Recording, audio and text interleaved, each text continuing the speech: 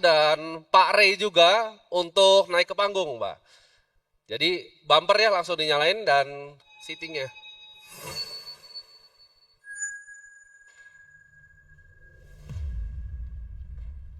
Saya tuh ada mimpi, Pak. Saya pengen jadiin Akademi Kripto ini sebagai forum diskusi juga ke depannya.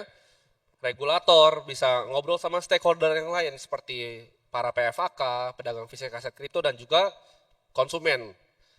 Di sini berapa banyak yang pakai Indodax? Banyak Pak membernya di sini Pak. Nasabahnya banyak nih, kasih tepuk tangan dulu. Member thrift di sini?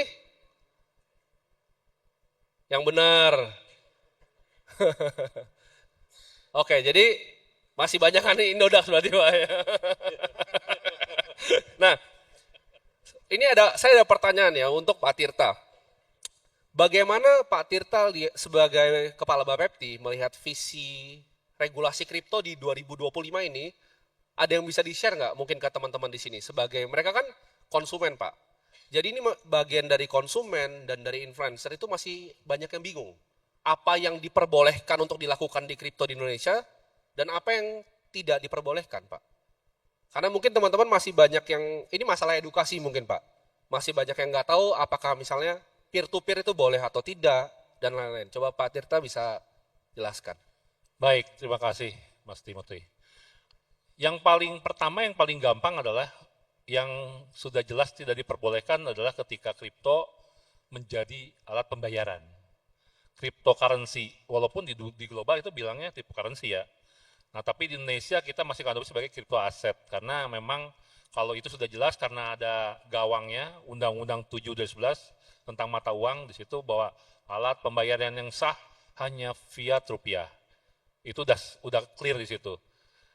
Yang kedua, kalau terkait lagi apalagi yang kemudian yang harus diperhatikan, tentu saja dengan proses 2025 ini sudah beralih kepada OJK, tentu sebenarnya ada hal-hal yang perlu nanti digali lagi lebih jauh.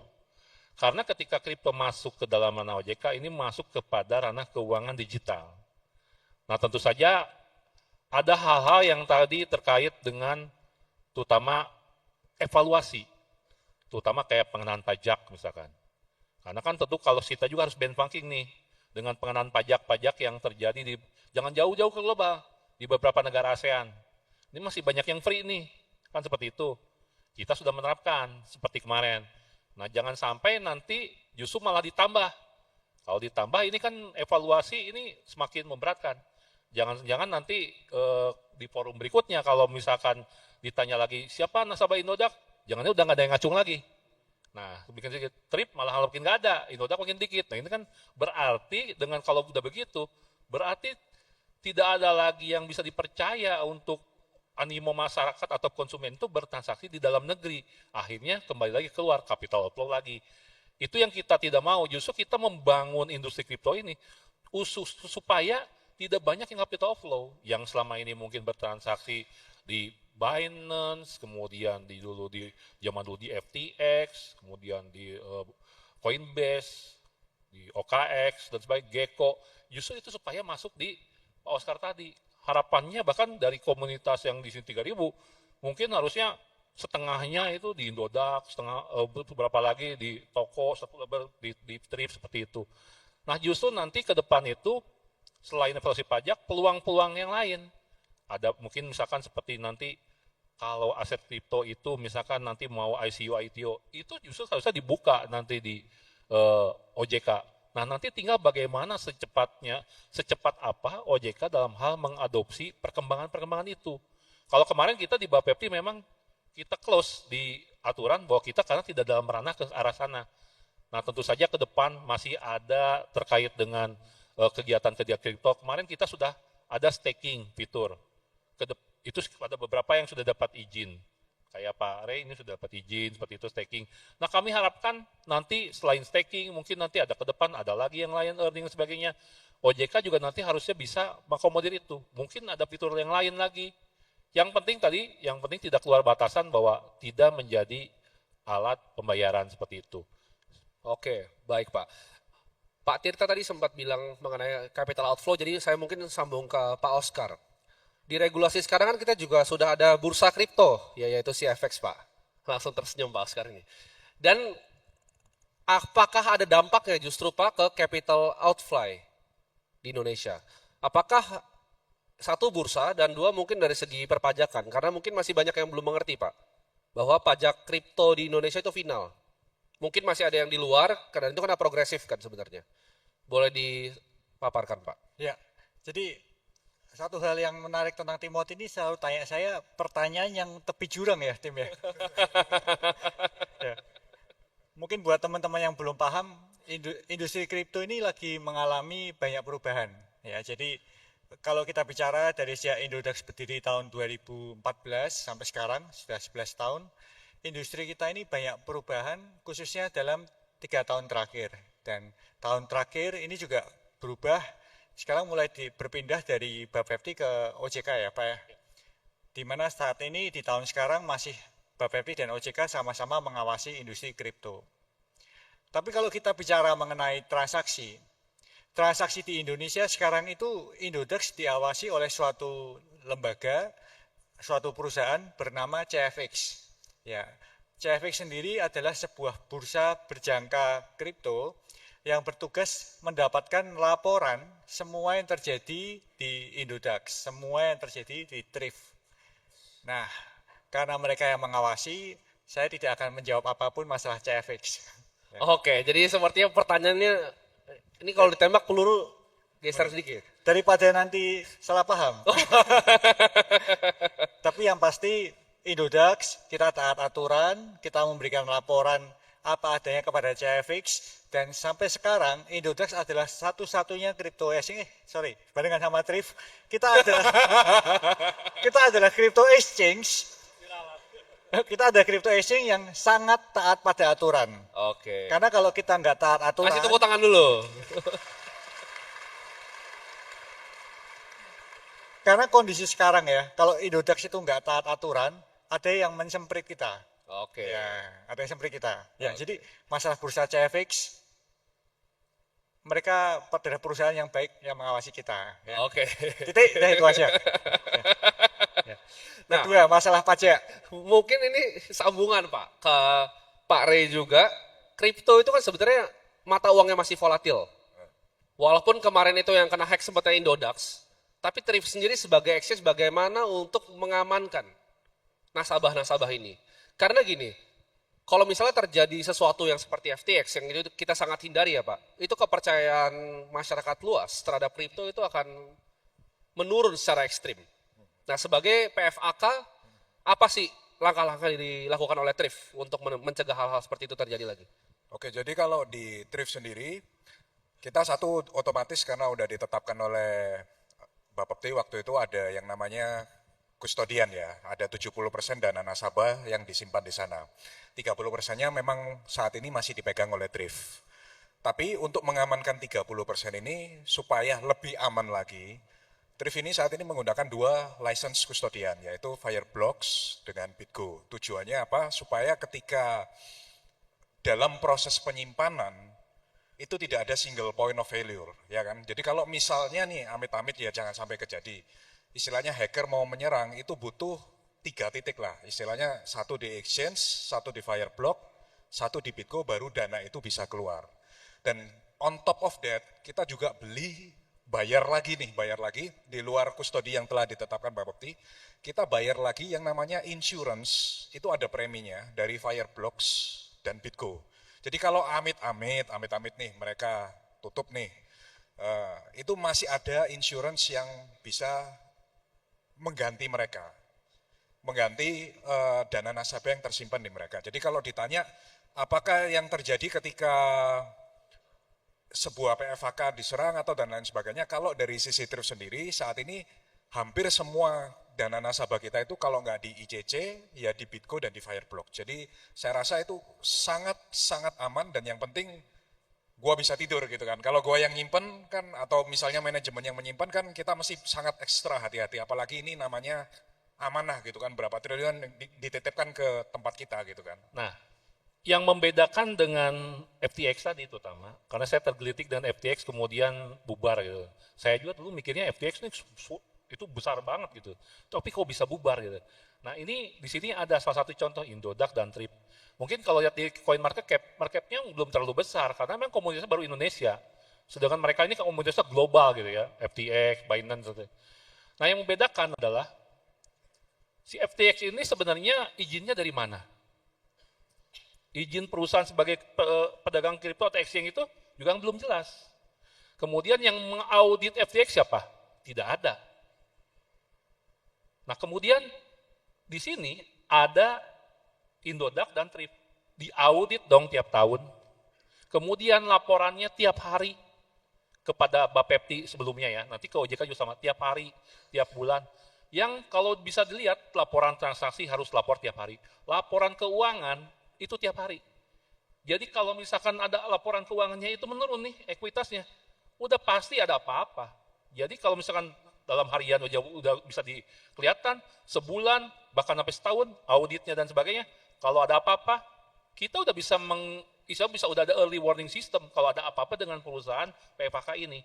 Beda dengan FTX, makanya FTX tiba-tiba bubar, karena tadi ketika investasinya dia keluar kemana, tidak ada yang memonitor. Kalau ini nanti Pak Oscar misalkan, dananya ada yang diinvestasikan keluar, kan ada yang terganggu pasti di keuangannya.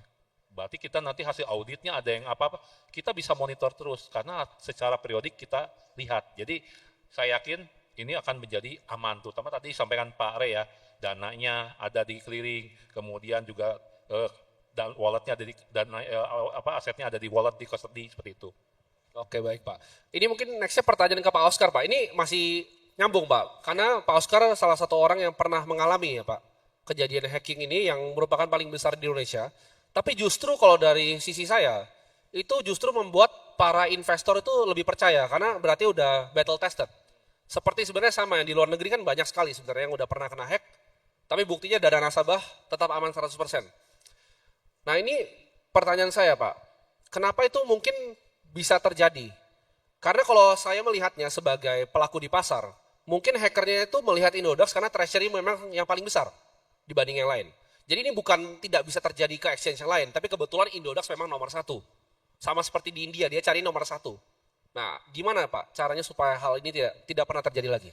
Ya, satu hal yang menarik itu penjahat kadang-kadang lebih tahu dan lebih cepat bergerak daripada orang yang mengamankan. Ya, jadi memang bisnis exchange itu adalah bisnis yang sangat beresiko. Makanya kalau kita lihat di Indodax dan di Thrift ya, rasanya cuma ada kita berdua ya yang melakukan audit proof of reserve. Jadi kita ini adalah kedua exchange yang setiap tahun mengupload data kripto kita disamakan dengan data saldo member. Ya, jadi orang bisa kelihatan bahwa 100% saldonya itu aman secara kripto. Kalau secara rupiah kan ada pihak clearing yang bantu melakukan pengecekan. Nah, makanya kita berdua lumayan sepakat bahwa kita ada update data itu dan harapannya ini bisa diikuti oleh crypto exchange lainnya. Ya, itu yang pertama. Yang kedua, kalau kita bicara mengenai di Indodax sendiri, makanya kita itu selalu punya namanya reserve untuk mengamankan secara kripto maupun secara rupiah. Karena bagaimanapun memang nggak bisa dibantah, memang hampir semua crypto exchange, termasuk Binance, termasuk apapun itu, pernah mengalami kejadian itu karena kita yang kena spotlight. Kita kena spotlight pada saat kita sudah ada di top 3 di setiap negara ya, kita itu diincar oleh banyak hacker-hacker. Makanya di tim Indodax kita berusaha untuk lebih baik lagi mengimprove keamanan kita. Nah, ngomongin kita sambung dari tadi Pak Re kan sempat ngomong tentang clearing, bahwa 70% dipegang. Pak Oscar juga tadi ada bilang. Dan karena kita ngomongin soal security, ini logika sederhana saya, ketika clearing itu disentralisasi di satu tempat, justru itu jadi single point of failure. Bagaimana mungkin pendapat Pak Tirta terhadap itu? Ya, sampai saat ini memang ketika kita meregulasi ini, sifatnya memang masih centralized. Karena sehingga kalau centralized itu berarti pemerintah masih bisa masuk. Walaupun nanti kita pasti harus mengembangkan lagi. Dalam hal ini karena sudah berada di OJK harus bisa mengembangkan lagi bagaimana nanti kalau misalkan semua itu nanti sudah decentralized. Dan tentu saja perbankan pun juga pasti akan menyesuaikan. pasti perbankan pun sudah ke arah decentralized finance seperti itu. Nah dengan kalau sekarang sampai saat ini, karena bank itu juga walaupun bekerja sama dengan clearing kemudian menyimpan dana dan dengan perbankan, dan perbankannya pun kita tidak main-main ya, karena bank itu juga yang hanya bisa disetujui oleh Bapepti sendiri dalam hal ini, yang disebut bank penyimpan dana margin. Testingnya tentu saja harus benar-benar bisa mengamankan dana nasabahnya, terintegrasi dengan clearing, kemudian clearing juga dipastikan. Itu yang pertama adalah seperti waktu dulu beliau-beliau ini belum ada clearing, itu kan pasti kendalanya adalah ketika withdrawal. Karena ketika terjadi pasar yang lagi bagus, ketika serentak di order book pasti akan terjadi kemacetan. Nah justru fungsinya clearing ini adalah yang bisa menjamin, menangani itu. Walaupun ya kita tahu pasar masih centralized. Terkait dengan failure, saya kira karena kita pasti akan selalu ada audit terus seperti itu, dan kemudian ada tadi laporan tiap hari, paling tidak kami akan terus bisa monitor bila mana terjadi ada failure atau kemacetan dalam hal dalam satu hari ataupun nanti besoknya, sehingga itu bisa diperbaiki dalam waktu periodik seperti itu. Oke, baik Pak. Mungkin ini akan jadi pertanyaan terakhir, tapi kita akan bergiliran mulai dari Pak Ray dulu. Bagaimana kita sebagai stakeholder di industri kripto bersama-sama mungkin bisa meng-onboard 50 juta user pertama di Indonesia? Karena kita lihat kan Indonesia ini perkembangannya sangat amat cepat ya. Kalau bahkan kita dibandingkan secara regulasi Pak, kita juga cepat sekali dibandingkan even Singapura. Jadi kita itu sangat negara yang sangat cepat untuk mengadopsi. Gimana caranya kita bisa sama-sama onboard 50 juta user pertama untuk di Indonesia? Mungkin Pak Ray dulu. Kalau dari saya back again ya, sebagus apapun teknologinya, kalau itu nggak ngasih return, orang nggak mau invest. Jadi yang kita lihat adalah dari fundamental Bitcoin sendiri, so far kan juga udah berkembang dengan sangat baik. Yang kedua yang paling penting ya, kita butuh sosok seperti Bro Timothy lah. Kalau gua sama Oscar nih kan rada berbeda nih kontennya nih. Jadi kalau istilahnya yang untuk meningkatkan literasi orang Indonesia yang berani ngomong kenceng, tanpa sensor, nah itu kita butuh Timothy untuk menyadarkan bahwa kalau gua disuruh di depan goblok-goblokin orang nggak berani gua. Padahal kan gue baru main ke podcastnya Timothy, gue juga bilang kan sebenarnya gue pegang Bitcoin dari 2014, gue udah ngomong ke beberapa orang yang memang bebal banget gitu kan, gak bisa diomongin. Tapi karakter gue gak kayak Timothy bro. Kalau Timothy kan ngomong, wah lu gak masuk Bitcoin, goblok lu. Nah kalau gue ngomong, gue kan ada nasabah yang harus dijaga kan, jutaan nasabah terus yang harus gue jaga. Jadi gue gak bisa ngomong seperti itu. Nah memang kita butuh sosok orang yang bisa mengedukasi lah istilahnya, how big the potential of this Bitcoin gitu loh. Dan this is one of a time chance, peluang lu untuk merubah kehidupan. Ini yang banyak orang nggak sadar tentang Bitcoin. Ya, mungkin Pak Oscar, gimana caranya kita bisa onboard 50 juta user pertama di Indonesia? Ya, yang pertama industri kripto Indonesia tuh harus lebih sehat. Karena terus terang Pak, maaf ya Pak Ditra ya. Industri yang paling murah hati di Indonesia itu saat ini industri crypto exchange. Kenapa? Karena hampir semua biaya yang dikenakan ke member itu sebagian besar masuk ke negara dalam bentuk pajak. Satu. Yang kedua dalam bentuk biaya lain-lain tanpa menyebutkan siapa. Ya. Untuk crypto exchange-nya sendiri itu dapatnya cukup kecil gitu loh. Makanya ada yang bilang Indodax biaya mahal. Ya mahal karena kita harus nyetor sini, nyetor sana gitu loh. Ya. Jadi sekarang Kasih tepuk tangan dulu. Tapi jujur ini bener, karena lu kalau lihat komen di exchange lokal ya, yang paling disorotin netizen komplain, nggak mau pakai exchange lokal karena biayanya mahal. Padahal biaya itu kan bukan kita yang menetapkan, tapi yang kena bola panasnya kita orang exchange. betul. Makanya kalau ditanya kenapa sampai sekarang lebih banyak member Binance daripada Indodax, ya karena biaya lebih murah. Jelas lah. Coba ditanya, di sini siapa yang trading Binance? Hati-hati lu angkat tangan lu. Hati-hati. Gak jadi ngacung nih. Ya, tapi emang harus hati-hati. Ya. Tapi kalau memang pemerintah ingin mendukung industri ini, harusnya dari segi perpajakan diatur ulang. Dari segi kebijakan diatur ulang. Sekali lagi maaf Pak Tirta. Ya. Nah, Ya. Pak Tirta setuju nggak? Dan bagaimana caranya kita bisa menuju Indonesia emas nih 2045? Karena kripto ini kalau menurut saya Pak, itu adalah ini tesis mau saya bawain nanti, salah satu disrupting force paling besar di abad kita ini sekarang. Kalau Indonesia sampai miss ini akan sayang sekali, Pak. Gimana, Pak? Sekarang saja kita sudah user dengan jumlah yang tentu saja kalau bisa dihitung sebenarnya transaksi itu mungkin hanya lebih banyak di 10 pedagang exchange aja ya. Itu saja sudah 22,9 juta pelanggan, consumer. Kalau misalkan 2030 nih kan, nah ini kan benar-benar the great reset ya. Sebenarnya saya sih optimis sebenarnya bisa mencapai 50 juta itu. Nah cuman memang harus banyak yang benar sampaikan Pak Oscar, harus banyak yang bisa dibenahi. Salah satunya ya tadi, cost dan biaya. Nah, permasalahannya adalah tanggung jawab ini bukan di Bapepti lagi. Oh. Itu dia. Makanya saya berani ngomong.